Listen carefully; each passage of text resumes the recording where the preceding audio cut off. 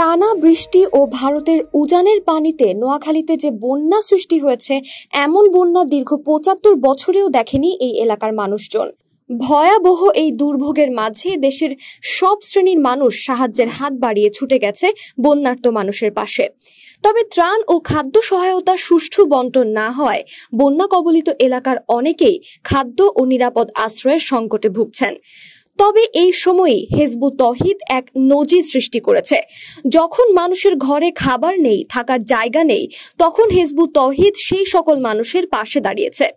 প্রতিদিন হিজবুত তৌহিদের ইমামের বাড়িতে ১৫০০ থেকে ২০০০ মানুষের খাবার রান্না হয়েছে। আশ্রয় দেয়া হয়েছে ১৫০০ মানুষের।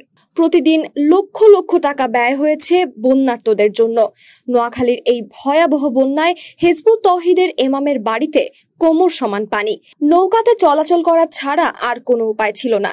তার নিজস্ব প্রতিষ্ঠান মেঘদাত অ্যান্ড মেহরাত অ্যাগ্রো ফার্মের শত শত গরু পানিবন্দী ছিল। গরুগুলোকে কোনো রকম ভাবে নিরাপদ আশ্রয়ে নেওয়া হয়েছে।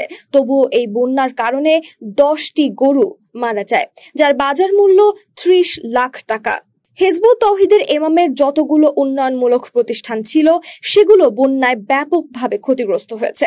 বিশেষ করে মৎস্য প্রকল্প। এবছরে তার মৎস্য প্রকল্পে ৮ থেকে ১০ কোটি টাকা অর্থ আয় হতো।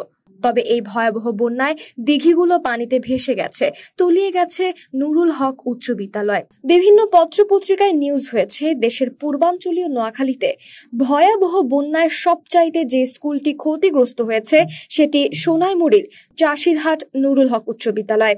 তার প্রতিষ্ঠিত কোম্পানি কররানী ফুড অ্যান্ড বেভারেজের ফ্যাক্টরি ও ডিপোতে পানি ঢুকে লক্ষ লক্ষ টাকা ক্ষতিগ্রস্ত হয়েছে। গার্মেন্টস প্রতিষ্ঠান KR ফ্যাশন পুরোপুরি পানির নিচে তলিয়ে যায়, যেখানে লক্ষ লক্ষ টাকার মেশিন ও গার্মেন্টসের কাঁচামাল পানিতে নষ্ট হয়ে যায়। এই ভয়াবহ বন্যার কারণে শত শত বিঘা ফসলি জমি পানির নিচে তলিয়ে গেছে। শুধু এগুলোর মধ্যে সীমাবদ্ধ নয়, তার এলাকার রাস্তাঘাট পানির স্রোতে ভেঙে যায়। রাস্তার ওপর দিয়ে ৩ থেকে ৪ ফুট পানি প্রবাহিত হয়, যার ফলে যোগাযোগ ব্যবস্থা পরিপূর্ণভাবে বিচ্ছিন্ন হয়। ভয়াবহ এই বন্যার কারণে তার এলাকা পুরোপুরিভাবে বিদ্যুৎ বিচ্ছিন্ন হয়ে যায়। তবে নিজস্ব জেনারেটরের মাধ্যমে বিদ্যুৎ ব্যবস্থা সচল রাখেন তিনি।